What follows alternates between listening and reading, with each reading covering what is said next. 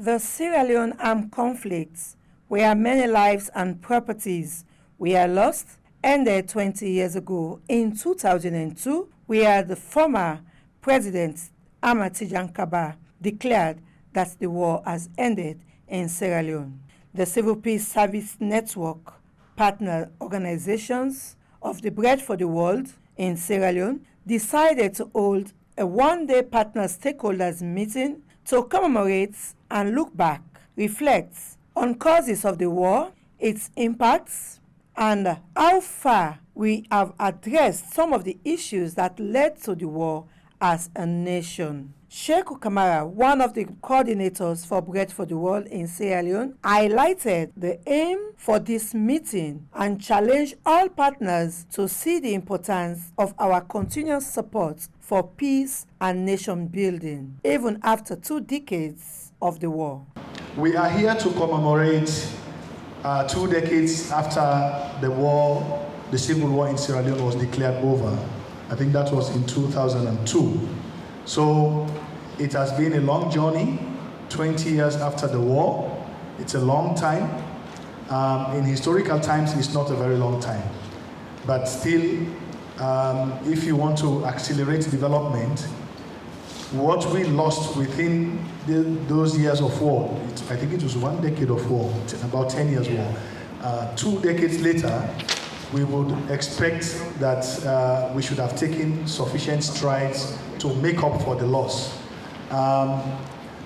When I look around the room, I don't know the ages of people, but I can guess that nearly all of us were present during the war. We witnessed the war, apart from those who are not Sierra Leoneans, those who were in Sierra Leone, even those who were Sierra Leoneans but not in Sierra Leone. But those who were in Sierra Leone witnessed the war, and those who were not in Sierra Leone probably heard about the war. I think this is even one of the things we are engaged in now as a nation, to try to change the narrative, to change the face of Sierra Leone, because that's the one thing that we are known for, and it is the wrong reason why we are really popular around the world. It's about the civil war, it's about Ebola, it's about the terrible things that happen in this country.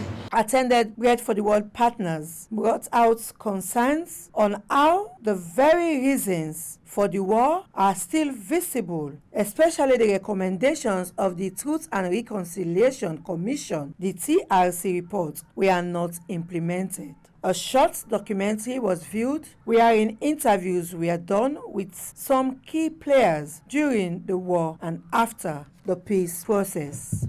The day was climaxed with a press conference with Abbas Kamara of Silnof, Elijah Gegra of Culture Radio, and Ibrahim Conte of Future in Our Hands, talking about situations before, during, and after the war, and the work of the Bread for the World Civil Peace Service in all of this. The media is here to cover, or to understand about the CPS work before, during, and after the war. And I would like to kindly call upon one of our coordinators, Madam Adenike Cole, to give us the overview of why we are here today. Welcome, Adenike. Bread for the World Civil Peace Service Network partners have converged today to take stock of their contribution to peace after 20 years. The war lasted for 11 years and was declared over on the 18th of January 2002. It is 20 years down the line, and we are looking at the journey so far vis-a-vis the contributions made by our partners. The TRC highlighted key causes of the war, which not limited are inequality, injustice, corruption, lack of human rights. A lot of actions have been taken in a way of implementing the TRC recommendations, because there were recommendations after the causes were cited. The recommendations were directly linked to address these causes: protection of human rights, promoting good governance, addressing issues pertaining to women, children, and young people, and reparations. Today, I would like to amplify the voice of Mohammed Tarawali, the chairman of the Amputees and War Wounded, a body that still carries the tangible evidences of the war. When we see the amputees around in town, it reminds us of the war. And his concerns are, firstly, to have a day set aside to commemorate the war in Sierra Leone. A day that could be a public holiday that would be set aside so Sierra Leoneans will reflect what we went through. A proposed date could be 18th January, a day that the war was declared over, since different sectors, different districts have different days that they have to remember. That in terms of reparation, they are provided with pensions. They have, we know disability is not inability, but as double amputees, it limits their ability to fend for themselves. And as a way of not completely erasing the past, but at least helping them to move on with their children, provide them their pensions so that they'll be able to fend for their families and not always on the streets. And also, as a sustainable way, provide scholarships for their children for university so they themselves will be able to be empowered people. As a peace network, we will continue to mainstream peace education in our respective development work, in ensuring that the ordinary person enjoys justice at all times. We encourage the government, in fact, we strongly urge that the positions of Attorney General and Minister of Justice be separated, which is one of the key recommendations of the TRC. So the Ministry of Justice remains as a cabinet position, and the Attorney General will be able to do its duties as part of the judiciary. So in a way, we will be able to dispense justice for all. Thank you. Exactly on the 18th of January, the war in Sierra was declared finished. By the words of late President Kaba, he said, the war done. But today, we are still here, not actually talking about the war, because we have younger people now coming up, looking at the way our society is going, especially the youth. Most of them are not aware of what happened. We are here today just to remind ourselves about what exactly happened and some of the causes that led to the war, the 11 years brutal war in Sierra Leone. And the way forward, we did 30 minutes documentary, highlighting the views of different key players at that time.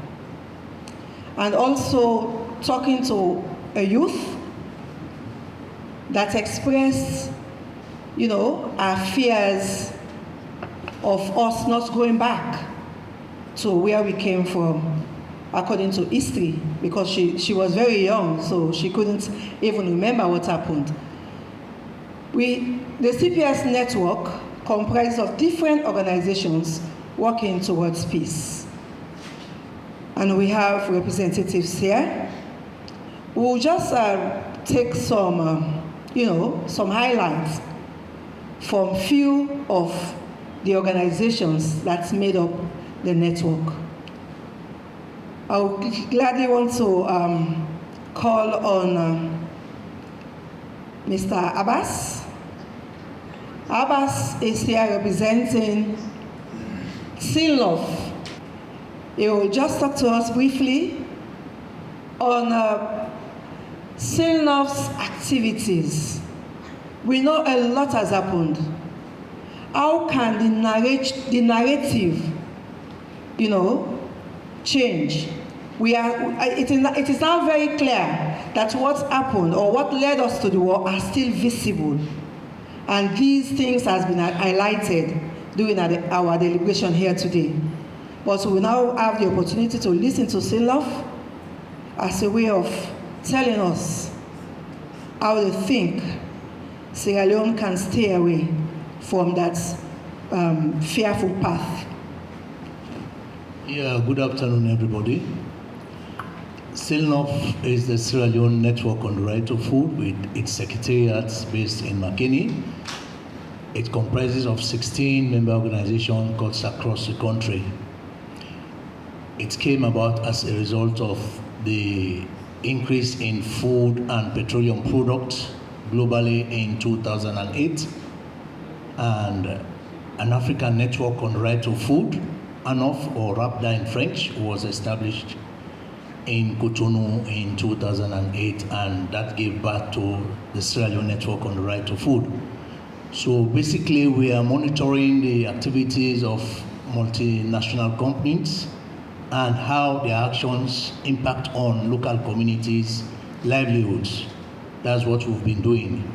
But you can't talk about the right to food, you're leaving out the aspect of the land. So we combine both right to food and land right advocacy that we have been doing over the years.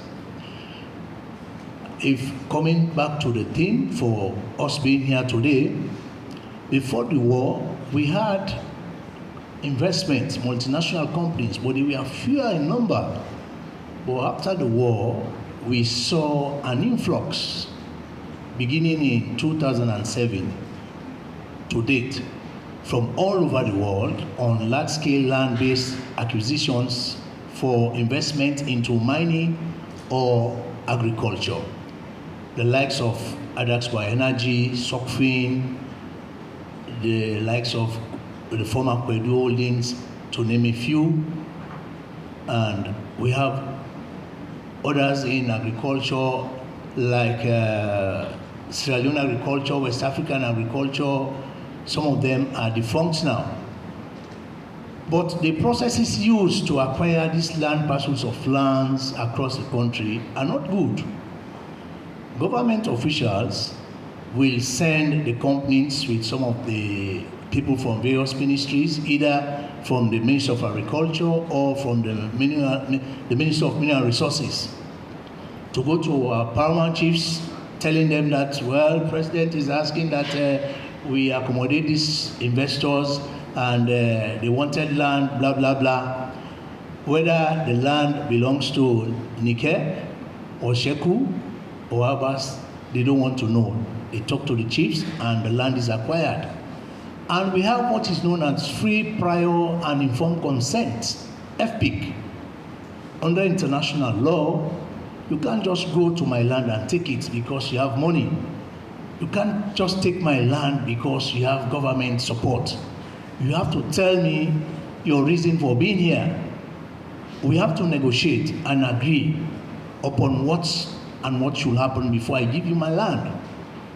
But in practical terms, government will say they conducted meetings, consultative meetings, or what have you. But when you talk to the people, that's not the case. It's like an ultimatum. These people are here for investment, and the government wanted investment. You should not disturb them. Whether you like it or not, the investment must go on. That's what has been happening. And we all know the issues of land are not simple issues to deal with. You joke with them, then you risk running those communities into conflict. Seen in the past, for example, in the Potloko district, there was a fracas between communities and the police because of land, and some people were fired and killed. It happened again up in the mountains in the Tonkolili district on the 25th November 2010, and again in April 2012. Some people were killed, some people were wounded to a point wherein they needed medical attention abroad. Until this day, they've not been able to get government to support them. So we've seen in 2019, 23rd January, people were also killed in Sokfin, Samale, Pujon district. And those killed there were killed because of their lands. 24 of those people were arrested and brought down to Freetown, incarcerated at CID headquarters, and later sent to the Pademba Road prisons. You beat me up, you kill me for my land, then you send me again to prison. Is that justice? So if we are talking about those issues that brought about the war, I strongly believe, I strongly believe they are visibly with us. Everybody knows this. And we still continue to see them. Very few people are talking about it, but let's just don't forget.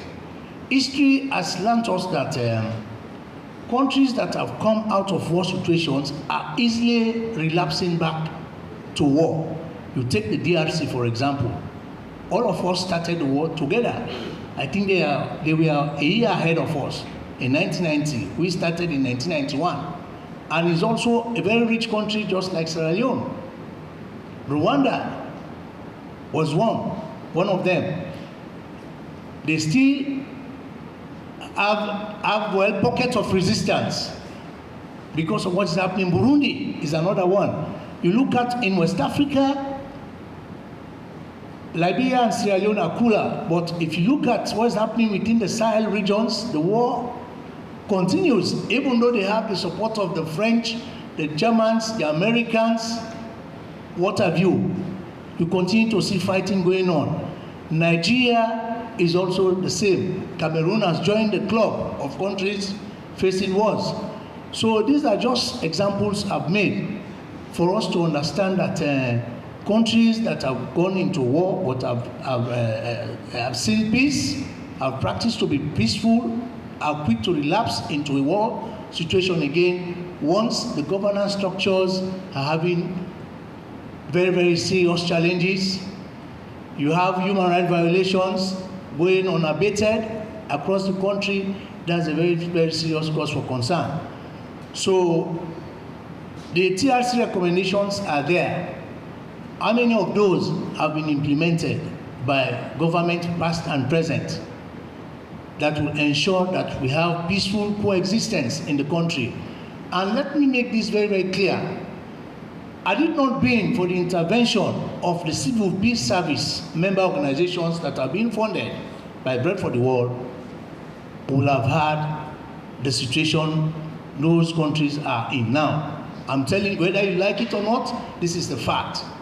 Because of the fact that we are there massaging our communities, telling them to follow the grievance mechanism structures. You either go to the police or you go to court. Then we also preach peace. That's why the communities are sort of consuming the pressure that is coming on them. Like Tonkolili district, for example, is the most polarized district in Sierra Leone at the moment. In almost every chiefdom of that district has a mining or an agricultural company. And the district has been turned to a police and military barracks. You have a lot of police and soldiers in all the mining areas. Why are they there for? Why? They are there purposely to suppress the landowners, the farmers, and other land users at their own detriment. Even though they own the land, there is nothing good they will get from as returns from the land they claim to own. So if I say I highlight what is going on in the various districts, this press conference will not end. So I will just leave it at that. Yeah, thank you. Thank you so much, Abbas. We fought a war, and fortunately for us, it ended after 11 years. But what led us to the war, most of the issues that led us to the war are still visible. Injustice is one that came out clearly from what Abbas was saying. There are several factors. You know, even land, the use of land. If you talk to some of these people, they will tell you this was one key thing. And it is still very clear.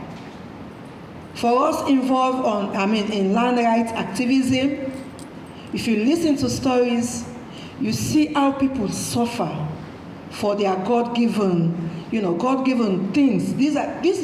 God placed you where you are because you are supposed to be there.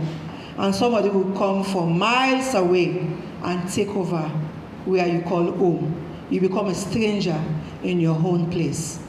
This is just a sad reality. We'll now come over to Culture Radio. Culture Radio as a media institution is also part of this network. There have been a lot changing the mindset of Sierra Leoneans or giving the platform for the expression of Sierra Leoneans was one big challenge that led us to the war. It's very difficult for people to express themselves. As a media institution, they have a platform. We say we give voice to the voiceless. And Culture Radio doesn't just say that, but in practice, if you tune into Culture Radio, or even if you ask the politicians or the community people, they will tell you indeed they have been given voice since 2007. So I will now kindly call on the CEO of Culture Radio, Mr. Elijah Mohamed Issa Gegra, to just talk to us briefly on some of the strides that the media has made over the years. Changing the mindset, keeping people, peaceful. Because there are times people want to go out to do what will not be comfortable for all of us. But because of some of the interactions through the media also, can just give them hope and look, positive towards the future of this country. Over to you, sir. Good afternoon, everybody, and thank you very much for giving me this opportunity. To begin with, we have a media landscape in this country that is very much divided, porous, and very partisan. But knowing this, we've tried our level best. We're still trying to do that, to be as independent and neutral, objective as possible. Because living in this country is difficult sometimes to be neutral. You can take sides as long as you have that conviction that some injustice is being done. You can take sides where you feel you are much more related to. But I would like to say this here, I don't want to go into the things that really caused the war, because as it seems, we all have different reasons and opinions of what really caused the war. But to me, from my own understanding, I think we're living in a very, very fragile society, fragile country, and this fragility is an issue which we don't consider as serious. We're very much complacent over that. And it is this fragility that has led and is still leading to showing our vulnerabilities. I don't know if that is clearly expressed. I'll put it this way. We live in a country that attained independence since 1961. Since we attained independence, we never did anything to change the status quo. We thought it is the right thing to continue as it was handed over to us. So we've had all kinds of government, whether military government, even before the war, we've had military coup d'etats, we've had civilian government, rebel government, etc., etc. But the major problem from my own point of view is that we're not concerned in building fundamental structures. You must have heard the common saying that bad bush no day for three bad people, or blood is thicker than water. In other words, after attaining independence in Sierra Leone and in most African countries, we didn't see the need to know that it is essential, necessary to have our people psychologically rehabilitated, because we went through a trauma. It's the same like the war we just had in Sierra Leone. There are few organizations that came that received money and wanted to help poor people. We give them money to do business. But these are people who didn't have, or still don't have, any business acumen. But yet you expect them to perform. You give them loans to perform. How could they do that? is the same structure which Sierra Leone has. It is so fragile that it has no foundations. Even when we were into war, we had no idea, no clue of how this war will end, except international communities will intervene.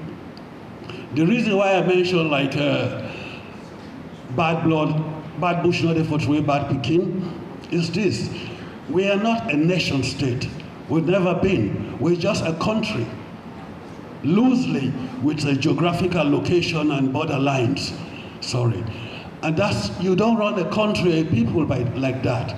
We still do need to build a nation state, a nation wherein and whereby we will say we share common values, some common culture, religious background, you name it. But it is only in this country that you hear people talking about religious tolerance to the extent that they will say, me na Muslim, my wife na Christian, I don't get problem with that. That already shows you how difficult it's going to be to build a unit. A country is a nation. A nation is like a unit where people share the same values, same cultures, same expectations, collective guilt, collective responsibility. But when we live in a situation where we think, now they Muslim people are more affect, now they many people are affect. Not always the team is there. You don't run a country like that. You don't run a people like that. So the essence and emphasis must be in building social cohesion, bringing things that will bring us together, uniting us to the extent that we know that once this man feels embarrassed, miserable, or disgruntled, I would feel the same because he's been embarrassed. We are living in a society, a community. But we're living in a society that is not a society. We don't have any societal ambition. We are not, or aspirations as a people. We always think, if you don't learn your book, you go make a. That they not learn your book, now make you lucky. But if you live in a nation, in a country, you'll know and understand how important it is that the least man in that society is on board. Because development is one that people share. Not only the leadership that has the vision, the leadership should share the vision among the people, and then we can take the development onwards. But we have strong people who position themselves in certain establishments, but the institutions are weak, very, very weak. There are no structures. Once that minister is gone, you see how porous and how weak that institution is. So which means only an APC man who is in power or SLPP minister who is in power will guarantee you your right as an SLPP or APC supporter. That's the problem we are faced with. We are comfortable being, we are very much complacent. We don't even give a damn whether what happens in Bo, in Kenema, or McKinney. As long as it doesn't affect me personally, it's not my problem. If we want to run a nation, we must understand that the feelings and aspirations of the people living in the northernmost part of the country or the easternmost part of the country, we all have the same objectives. This is why when the rebel war broke out, it was so easy to get young people on board because they had nothing to lose. Nobody considered whether they had skills, whether they had employment. It's not our concern. If you're not supporting my party, you can roam the streets from now till the next year. That's your problem. And this culture of complacency is what we have adopted so much that it has become a part of us. So I think moving forward, if we want to move ahead, it's still never too late. I think, because I've just forgotten to make mention of this. To me, it's like deliberate. It's always the regions, the north and the southeast. North, southeast. And even the most educated people, you see them taking sides, patronage, partisan. It's so easy. You don't even know with whom to hold real political discussions with, because everybody is already biased, one-sided. And this, if this should continue, experience in another way is nothing new. You understand? Because we never attempted to address the issues that caused the war. We want a political party to come in and tell us about their manifesto, forgetting that we had a Truth and Reconciliation Committee or Commission that already made recommendations.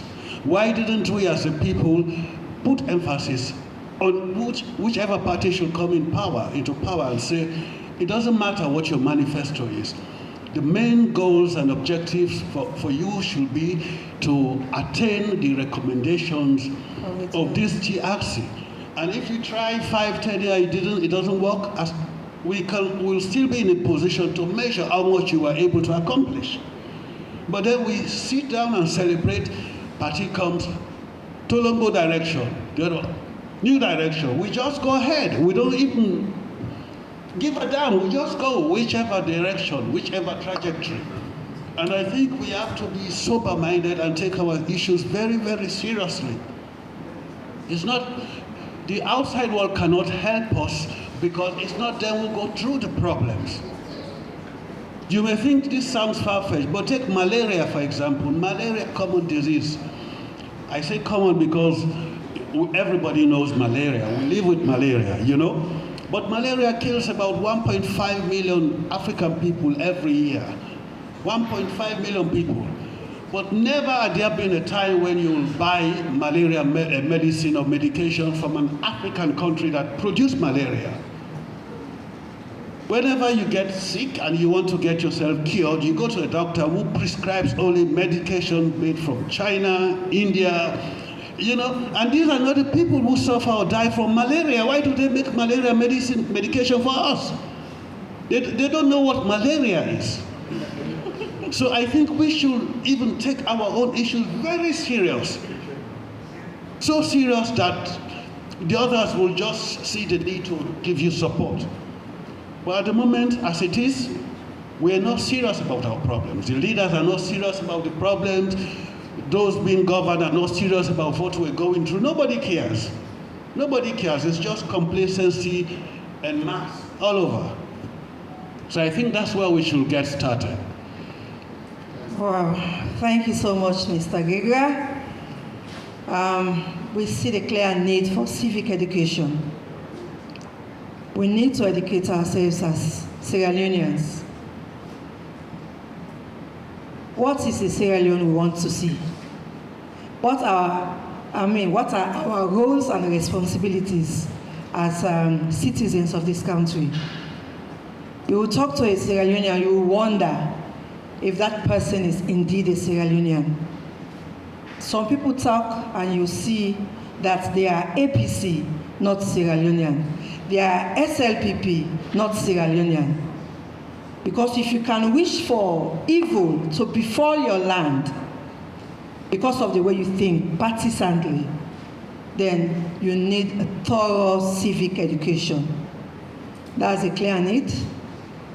And I hope the CPS will embark on such, to put more efforts. They do no harm approach. The media for peace approach. I'm now going CPS.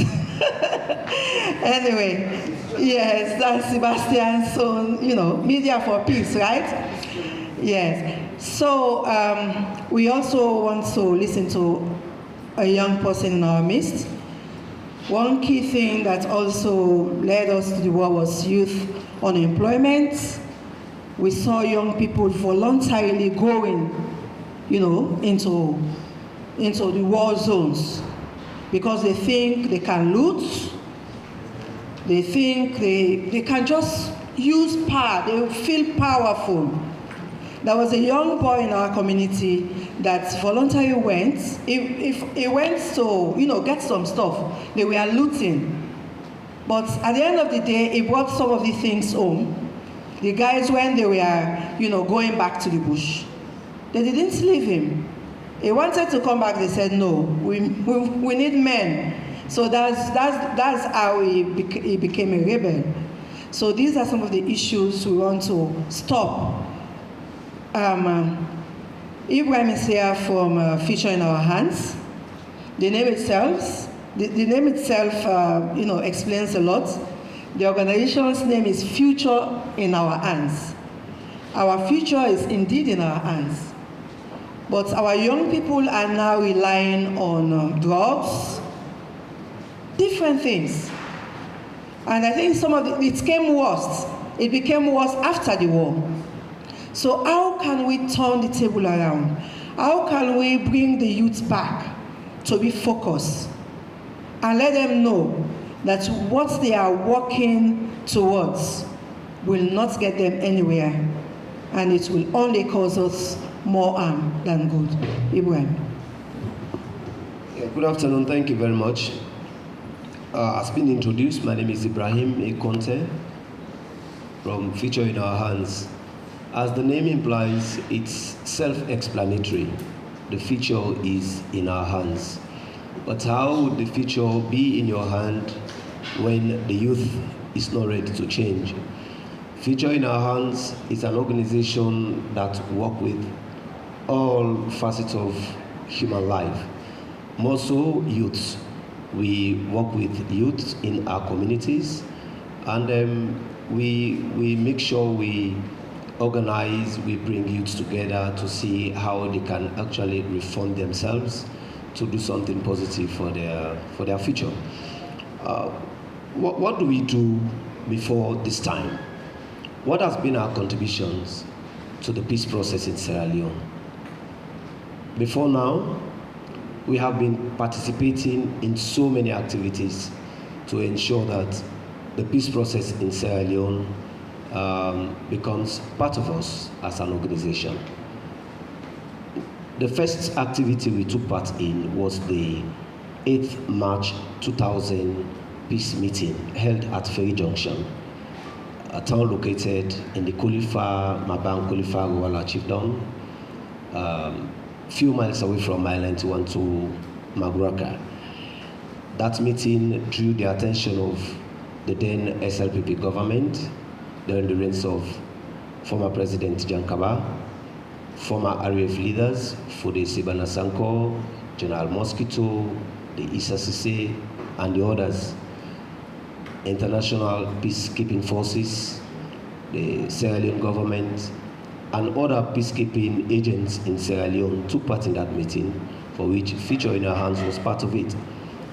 That was the last meeting held before we had the disarmament. When it started in Tonkolili district, we had so many challenges in trying to bring rebels and other actors together to see how they can lay arms and then be registered and do otherwise to see that these people will not go back to the bush. But it was actually very difficult for us to see which way we can communicate with a good number of people who were in Tonkolili to actually come out of the bush and then mix with other people within the townships. Mile 91 was like seen as a safe haven for people coming from all over the region in the north. Makeni, Maburaka, Masingbi, and the others. And so because it was centrally located in Tonkolili, where NGOs and other partners could actually find displaced people and see how they can help them with both food and non-food item supplies. Well, Search for Common Ground, Talking Drum Studios, in collaboration with Future in Our Hands and OPAD SL, had the initiative to bring about how to communicate with people in the district, more so when the disarmament process was in progress.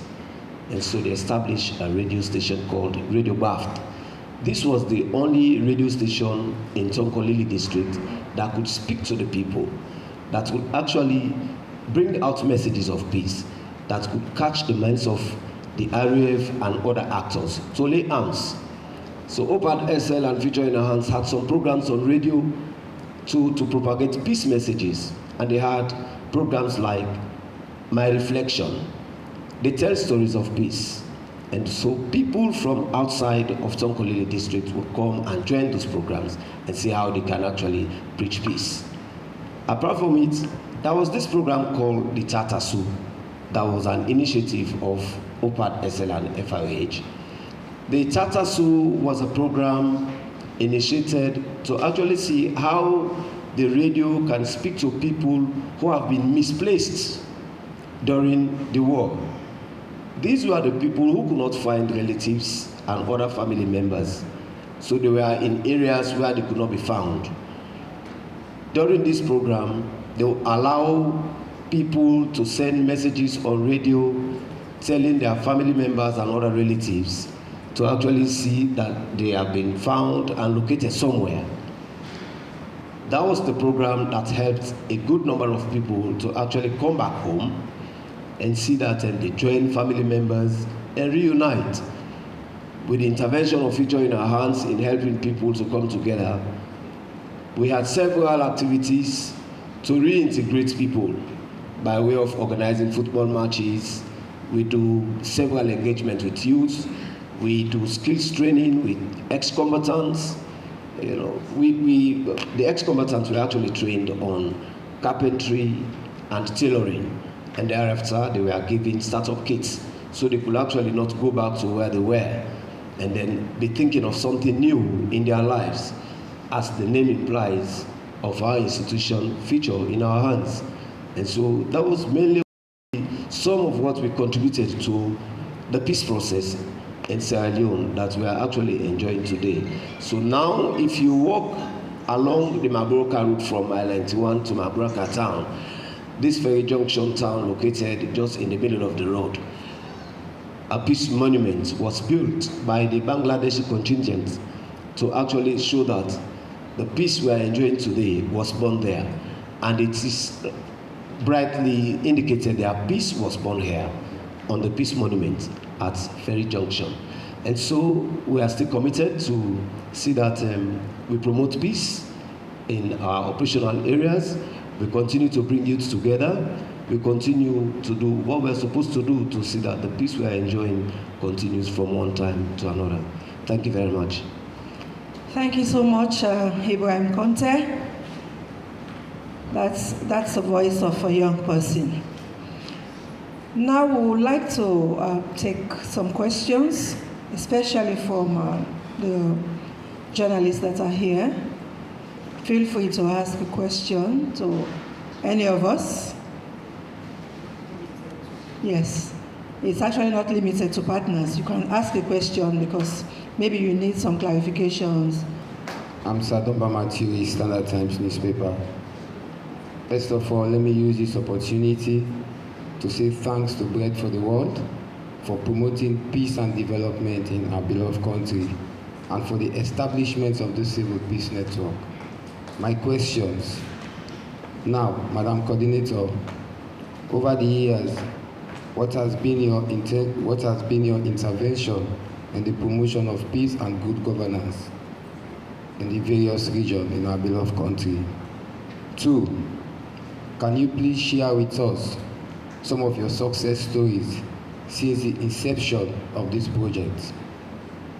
And then for my brother Culture Radio, how sustainable is the support you get from Bread from the World and that of Futures in our hands? You've made mention of positive strides taken to promote and empower young people. Are you still on the same drive as at now? Now, my question here is that most of you guys, when making your statement, you made mention of the TRC report, and as we can see, there are some recommendations of the TRC report which are very much visible, starting from corruption, marginalization, injustice, among others. Now, the civil one may tend to say the Civil Peace Service has a lot to do. How far have you guys gone in order to sensitize the public about some of these recommendations of the TRC report? Another thing in the area of reparation. When we talk about reparation, now there are so many war victims in the country who have been forgotten by this present government. What are your rules in order to ensure that they are catered for? What is the provision for the youth? Yeah, for them to focus on developing the nation, focus their mind on developing the nation. For them to forget about this drug abuse, because most of them, as soon as they take these things, they started going crazy or doing things that are not right.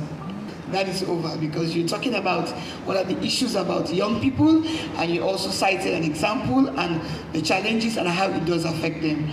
But what I want to mention is that the Civil Peace Service is a network of 11 partners, and each of these partners, they are autonomous bodies working in their own, on different thematic areas.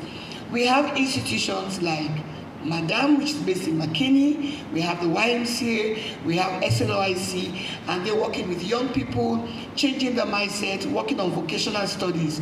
You have the Council of Churches, which is more or less on peace building and ecumenism. They were very instrumental when we talk about the peace process. Somebody asked about institution taking the message out of to other people who do not have access to televisions and radio. I cannot cite the survey, but there was a report that almost every household owns a radio. It all depends on which radio you listen to. Maybe Sebastian might want to comment on that. I don't know if I'm saying the correct thing.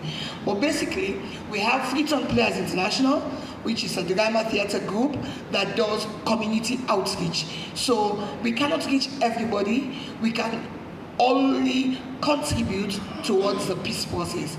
Every individual, every Sierra Leonean has a role to play, which is why at the climax of this event, we have invited you. There are many more press houses, but I know you also have your various networks, and you can also amplify our voices out of the hall, which is why we've made sure we asked you. Somebody mentioned about the aspect of reparations. We know it is key, that is why we flag it. What we do most of the time is public education, awareness raising, advocacy. And so we are raising the awareness, we are bringing the discussion to the fore to make it topical, so people know that the relevant authorities do take action. So which is why you have the mic, you have the amplifiers to let the government know that Mohammed Tali, the chairman of the amputees and war wounded, is talking for and on behalf of his people, that they want their pensions to be paid as part of reparations. They want the children's university fees to be paid. The government has instituted free and quality education, but it's up to secondary school.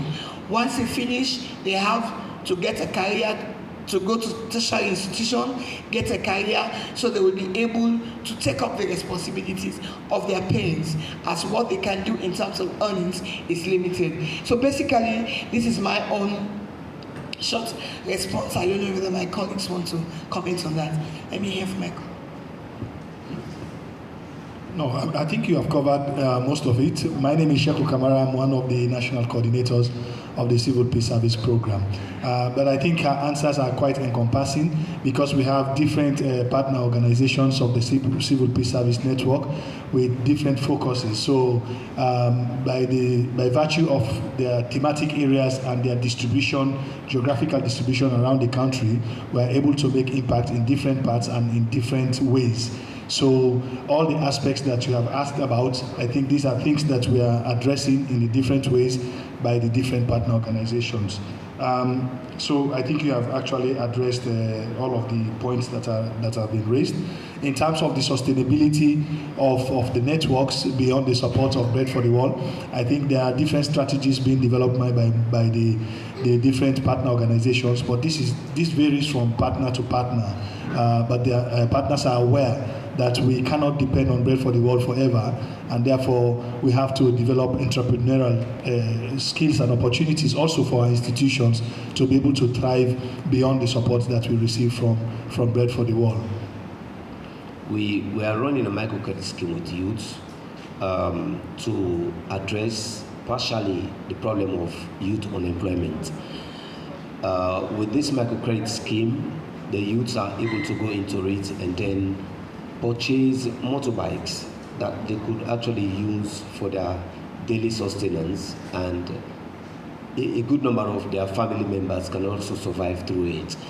Apart from that, we also support school children.